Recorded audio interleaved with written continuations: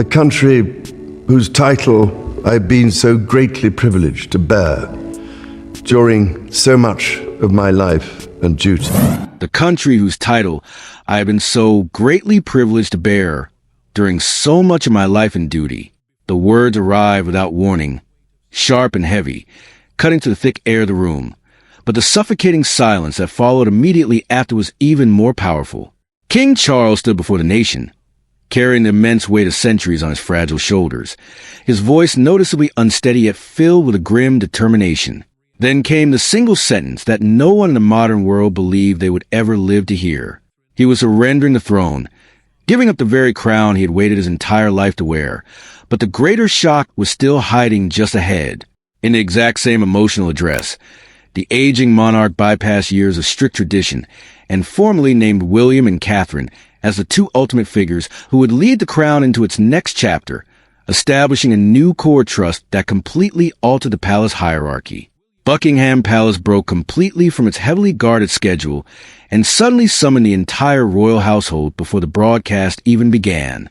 Few inside the walls knew the absolute truth. Abdication, the ultimate constitutional nightmare and the formal act of a monarch giving up the throne, had transformed from a distant whisper into an immediate reality.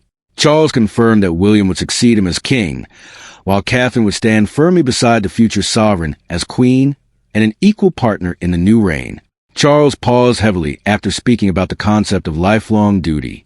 He lowered his tired eyes, pressed one trembling hand against a polished wooden desk, and forced himself to steady his voice. For decades, the king had prepared himself to wear this crown, yet now he openly admitted that preserving its survival required him to surrender it completely. He was walking away from what he had always believed was his life's ultimate purpose. William watched the broadcast from a separate room, his shoulders completely rigid and his hands locked together tightly. Catherine sat directly beside him, visually stunned by the brutal speed of the unfolding event. The prince had always known that the throne would eventually become his, but he had never imagined it would happen on a night like this. She had expected years, perhaps decades, to prepare her family and her children for this massive shadow, but instead, both were being violently pulled into the pages of history, without even a single moment to breathe. Then Charles used a specific phrase that no constitutional expert expected. He called William and Catherine the true guardians of the monarchy's next age. A constitutional heir is simply the person legally next in line to inherit the throne, but this specific wording went far beyond the boundaries of law. It sounded like a total transfer of trust, personal judgment, and moral authority. A senior aide studying the final draft of the speech noticed that several critical lines had been changed at the very last second after official approval. Charles had personally written Catherine's name into the script following a tense, volatile private meeting earlier that evening. Her place beside William was not ceremonial. It was highly deliberate and deeply political. When the broadcast finally ended, the monarch slowly removed his signet ring, the personal seal of royal authority, and placed it quietly beside the written speech. He remained seated alone in the dim light until the heavy door opened. Then he rose, looked at his closest staff, and whispered that it was done. William and Catherine were immediately taken toward the king's private apartments under heavy security. Camilla, however, received a completely separate written message ordering her not to enter the room. She folded the paper once, stared blankly at the closed door, and demanded to know who had issued such a command. The nation had heard an abdication, but inside the palace, the family was beginning to understand that Charles had announced something far more personal, a complete transfer of trust. For William and Catherine, the throne had always existed somewhere far beyond the horizon, inescapable but distant enough to prepare for. That comforting illusion disappeared the very moment Charles spoke their names to the world. Behind closed doors, there was no celebration, no triumph, and absolutely no sense of victory. There were only two people confronting the brutal truth that an aging father had surrendered his life's purpose, and that the crushing burden he carried had now been placed directly into their hands. William had spent most of his life preparing to become king, but every single part of that preparation depended entirely on the luxury of time. He believed the transition would come slowly, allowing him to guide George, Charlotte, and Louis through their fragile childhoods before the full, destructive force of royal duty reached them. Kingship meant becoming the sovereign, the person who formally leads a monarchy, yet the prince had never imagined that responsibility arriving in one sudden evening speech. Catherine understood the terrifying change just as deeply. She was no longer only William's wife or Charles's daughter-in-law. The king had placed her at the very center of family stability and public trust, making her absolutely essential to the next reign. That recognition carried immense honor, but it also carried a deep, quiet fear. She knew the crown could strengthen a family, yet it could also consume every private part of it until nothing was left. William entered Charles's apartment and stopped dead in his tracks. His father stood there without the red boxes, the official cases used to carry daily government papers, and without the symbols that usually surrounded the monarch. For several seconds, the prince saw only an exhausted, broken parent. Then he asked why he hadn't been told sooner. Charles looked at him with quiet, heavy regret, and admitted that he had feared his own son would try to stop him from making the sacrifice. Catherine waited outside in the long corridor, her hands held tightly together. She feared becoming queen before she felt truly ready, but her greater concern was William. She knew he would hide his immense pain beneath the shield of duty, and she worried about what this sudden upheaval would mean for George, Charlotte, and Louis. Then a senior aide revealed something that neither parent expected. Charles had spoken privately with Prince George just hours before the broadcast. William turned sharply, and Catherine asked what had been discussed, but the aide could offer no answer. George had said absolutely nothing to anyone. Shortly before the address, Catherine had received a sealed card written entirely in Charles's own hand. It contained one cryptic sentence: "Stand beside him when the noise becomes unbearable." She now fully understood that the message had been both a stark warning and a desperate plea. William found her in the corridor after leaving his father's room. He tried to explain what had happened, but his voice completely failed him. Catherine gently took his hand, and he rested his forehead against hers as the heavy palace bells began to sound across London. Camilla's name, however, had been entirely absent from the speech. The omission was deliberate, and everyone inside the palace knew it. William and Catherine now understood what had been placed upon them, but to learn why Charles had acted so suddenly, they would have to face the hidden incident that made this abdication completely unavoidable. The formal abdication did not begin with grand public address, a legal document signed under the watchful eyes of the state, or a sudden political crisis broadcasted to millions. It actually began 3 long weeks earlier inside the heavy, suffocating atmosphere of a private chamber at Windsor Castle, where a seemingly routine family discussion rapidly collapsed into a devastating argument that no one could repair. What happened that fateful night was initially buried deep beneath the strict, unbreakable routines of palace life. Yet every single major decision King Charles made afterward led directly back to that specific room, to one heavy accusation, one crushing silence, and one defining moment when the king finally understood that remaining on the throne could permanently destroy the very family he had hoped to protect. Charles had spent months dividing major operational duties between William, Catherine, Princess, and a shrinking, fiercely loyal circle of senior aides. The elaborate plan was meant to protect the monarchy from external pressure, but it created an intense and bitter confusion inside the palace instead. A staged transition of royal duties meant handing critical responsibilities to the next generation step by step. Yet no one inside the household truly knew where the reigning king's authority ended and the future prince's authority began. This growing uncertainty mattered deeply, because every delayed decision made the entire royal household look weak and dangerously divided to the public. William wanted faster, more decisive change. He strongly believed the monarchy had to become smaller, clearer, and far more disciplined before public trust weakened any further. Camilla, however, saw something much more dangerous happening to her position. She firmly believed her husband was being systematically pushed aside before he had even chosen to leave, and she treated every new responsibility given to the future king as another piece of fundamental power being taken away from Charles. The Windsor meeting quickly became the ultimate breaking point for everyone involved. Camilla strongly objected when Catherine was given direct authority over senior household appointments, meaning the specific people chosen to manage key royal duties and staff inside the palaces. She sharply accused William of building a shadow court around his aging father, a rival center of absolute influence operating right beside the official monarch. William pushed his heavy chair back, his face turning pale with anger. He looked directly at Charles and asked his father whether he truly trusted him to inherit the crown or merely expected him to defend decisions he had absolutely no power to shape. The king looked back at his son, but the answer did not come.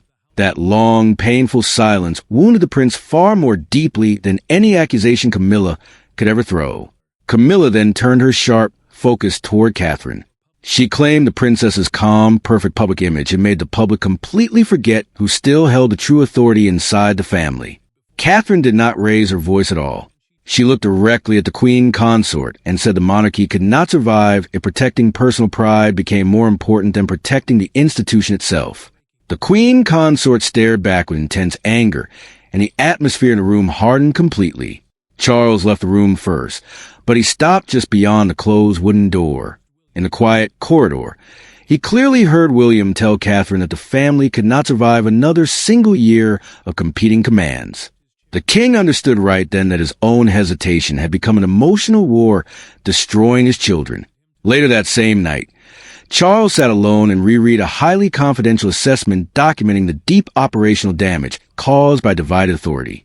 He closed the red file and admitted to his sister, Princess N, that the crown had unfortunately become the battlefield rather than the solution, and asked him directly whether he remained king because the country truly needed him or because he simply could not bear the thought of stopping. Charles turned his face away and gave absolutely no answer to his sister. By the early morning, the monarch had officially summoned William, Catherine, and Camilla back into the room. Nobody would leave this room, he declared with absolute finality, until the future of the monarchy was completely settled. The abdication speech was still weeks away from being broadcasted, but the final, brutal confrontation had already begun. For powerful people entered the room, carrying for completely different versions of what duty meant. Charles believed that a massive personal sacrifice might restore family unity. William believed that any further delay was becoming actively dangerous for Crown. Catherine feared the family was approaching a devastating rupture that no royal ceremony could ever conceal. Camilla believed she was being systematically erased while her husband was still the reigning king. With the heavy doors firmly closed and every single aide dismissed, years of deeply restrained anger finally broke through the royal protocol. The sentence that ended the old reign came not from a constitutional advisor, but from Charles himself. Charles had ordered this specific meeting without secretaries, official advisors, or written minutes.